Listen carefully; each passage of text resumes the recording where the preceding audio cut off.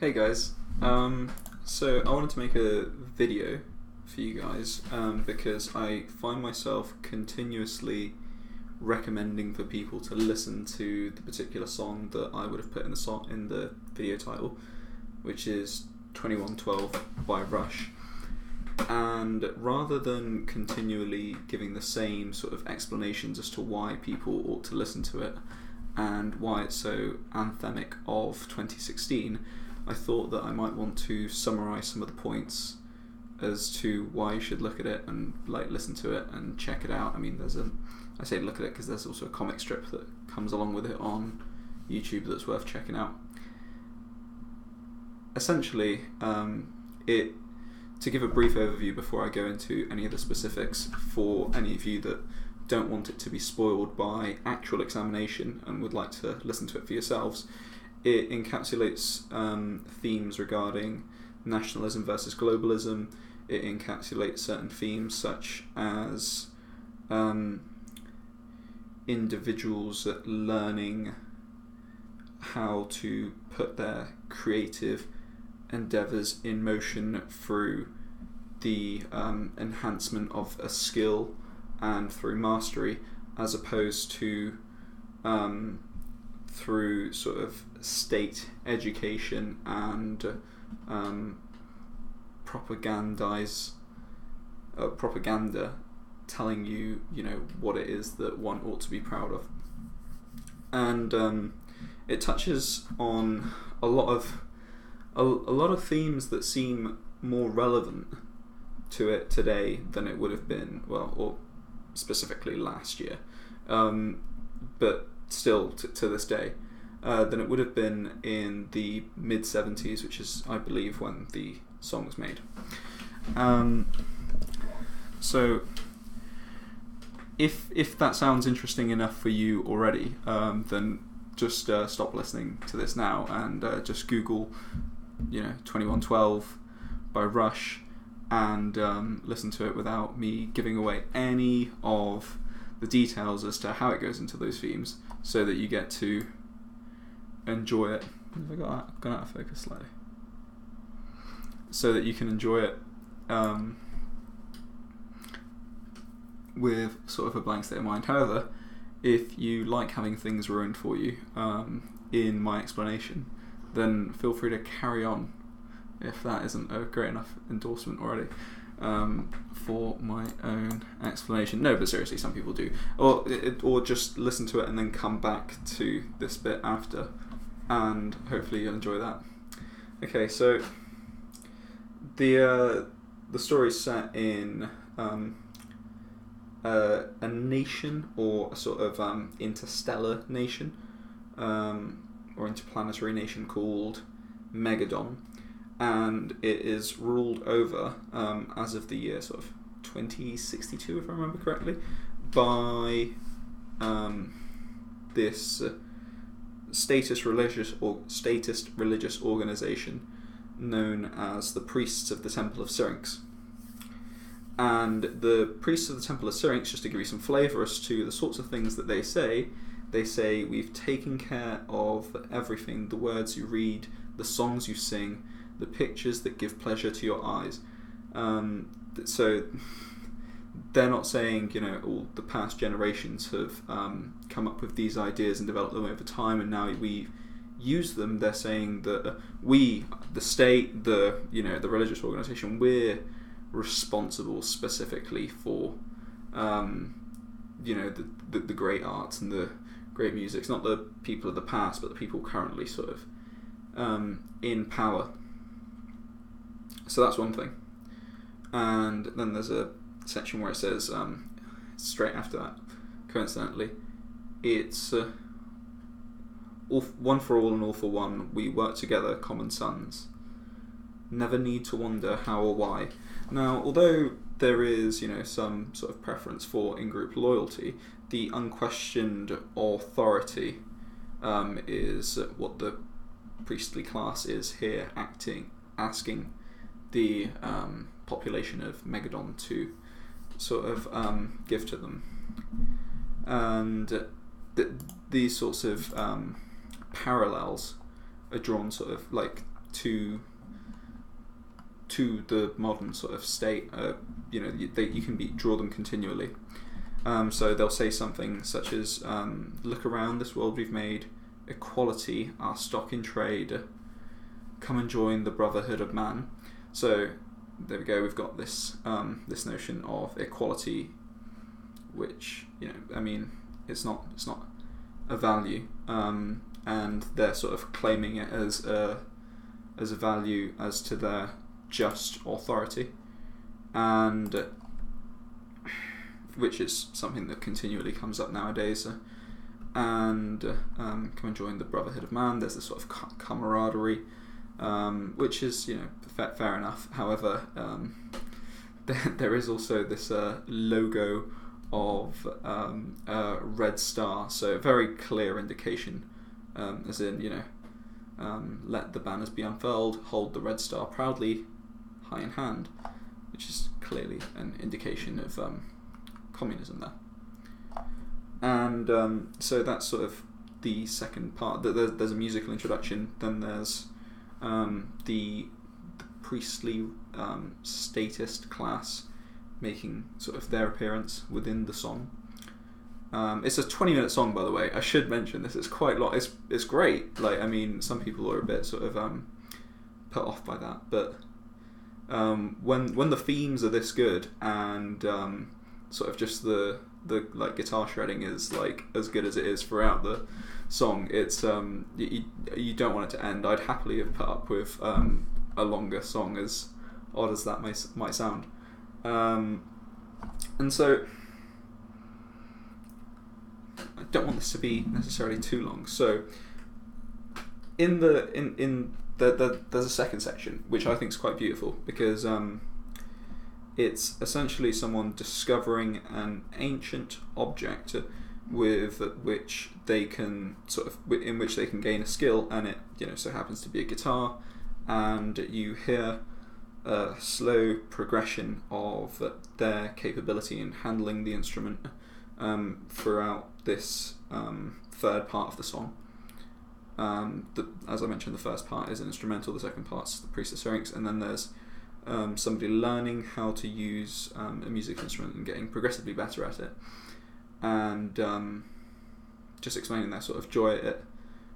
Just to give you some lyrics from it. "What can this strange device be? When I touch it, it gives forth a sound. It's got wires that vibrate and give music. What can this thing be that I found?" So it's like someone's really not been... And the thing is that the priests are clearly using guitars for their bit. So the fact that this guy doesn't know what one is, has not been taught about his a part of his history, and that which it can create, but it has instead been kept away and used by the priestly classes mainly for propaganda against him, it's quite horrifying. And he goes on to talk about sort of the wide variety of feeling that can come from the instrument in quite a poetic manner that I shan't reiterate to just keep you waiting for it, hopefully. Right. And so, he thinks naively, I'm going to go take this great joy and bring it to my masters, because they didn't know that this existed, probably. He just...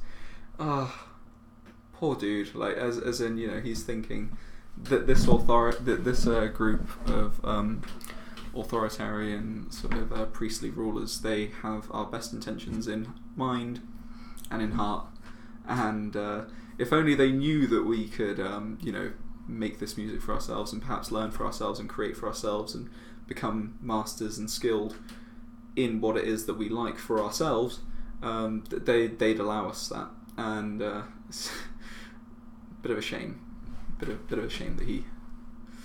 Yeah. Anyway, he tries to do so, and they are as dismissive as I'm insinuating they are with my with my belittling of him just there. And they actually go on to say that the instrument is what destroyed the elder race of man, which they haven't mentioned before now, but they're just trying to dissuade him from taking it up because they know the power that it has. As Ozzy and Dan said recently in a sort of conversation together on Dan's channel, The Prevailing Orthodoxy, music is the most powerful way of conveying an emotional argument, and any sort of person in authority that wants to keep others out of authority unduly, or unjustly rather, they will try and stop people being very convincing, and music can be very persuasive. So they're again trying to dissuade him from that. And doesn't fit the plan. Get out of here with your silly nonsense and vibrating strings. Not having it. So this bit, the next part, it's called The Dream, is, I think, the most beautiful part of the song. And I think it is worth saying it slowly in full, just so you guys get it, or not necessarily in full. I'll see how much I can be bothered to do. So, he's feeling dissuaded and a bit sort of downtrodden from, the priest not really being so keen on his trying to bring it out to them anyway. So I wandered home through silent streets and fell into a fitful sleep. Escaped to realms beyond the night. Dream, can't you show me the light? And then he falls asleep and he's in his dream, and suddenly I stand atop a spiral stair. An oracle confronts me there. He leads me on light years away through astronight's galactic days. I see the works of gifted hands that grace this strange and wondrous land. I see the hand of man arise with hungry mind and opened eyes. So I find that bit incredibly powerful. So because he's having this realization now that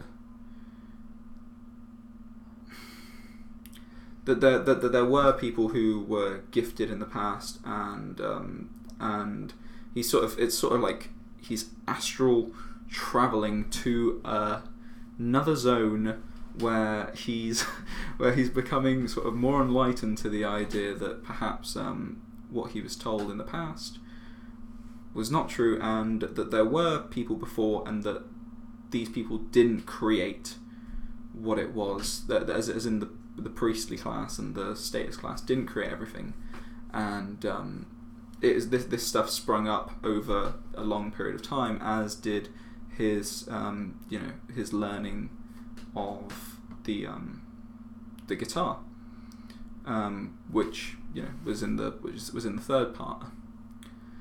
They left the planet long ago, the elder race still learn and grow. Their power grows with purpose strong to claim the home where they belong. Home to tear the temples down, home to change. So this is a hope, and that he has that this ancient way, these ancient peoples will return to claim sort of control over these lands, and that is I guess that has to be made to happen. But yeah, it's certainly not an impossible thing.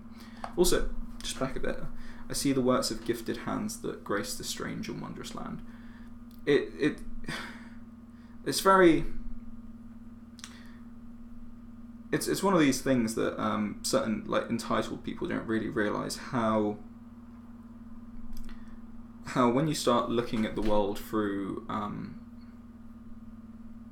through the fact that everything someone had to create everything that there is, and everything functions as opposed to it doesn't function.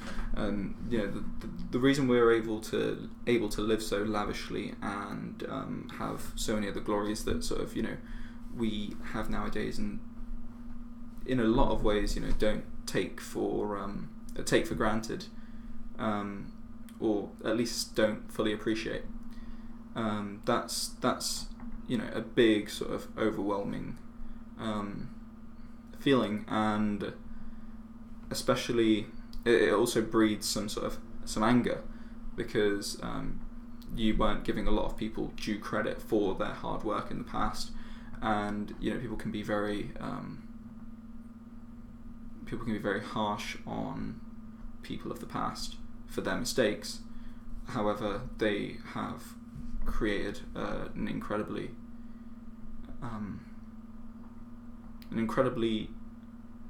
well-worked society in many ways, compared to, especially here in the West, compared to all other societies that exist in the world. And so to have had that sort of knowledge hidden, or at least tried to fog that knowledge, is horrendous. And so I particularly like that line because of that. And so there are 2 more parts to it, but they're quite sad, quite beautiful to listen to. Well, the first part, I don't actually like the ending, because I think it's just a bit, the very end, but because it is a bit cheesy in my opinion. And they sort of do it to make it fit in with the name of the song, which sucks. Like, I don't think that they need to do that to make it good. But I still think it's worth... Sorry, I'm burping. I still think it's worth listening to it. And certainly the part that I haven't mentioned that's straight after this, because there's a second to last part that's good, but it spoils the story. I've already spoiled the story enough for you guys, so I'm not going to do it anymore. So anyway, that's 2112 by Rush. Check it out. And if you liked me sort of explaining this to you, or at least just my reading out of it and bringing attention to it, then like and subscribe, because you know, I would like to find more art and music and, you know, whatever else in culture that we have, and sort of that's somewhat positive, and sort of like push it your way, because yeah, I think there are good bits of good gems that, you know, can help bring people to good conclusions, or at least to good thinking. So see you later, guys.